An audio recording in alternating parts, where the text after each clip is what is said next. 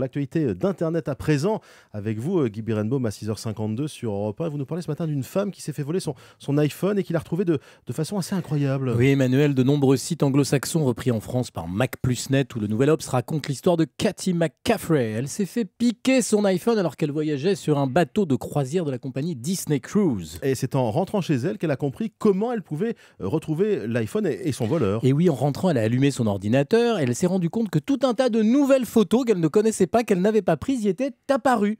Elle a rapidement compris. Cathy s'était inscrite sur un service nommé PhotoStream qui met en ligne et partage automatiquement avec son réseau les photos prises par son iPhone. C'est le fameux cloud computing qui consiste à partager sur des serveurs distants des contenus, des photos, des vidéos. Le voleur l'ignorait et quand il a pris des photos avec l'iPhone, elles ont directement atterri en même temps sur le compte PhotoStream de sa victime. C'est comme ça que Cathy a découvert que la personne en possession de l'iPhone était un employé de Disney, s'appelant Nelson, et qu'il vivait sur le bateau avec sa petite amie.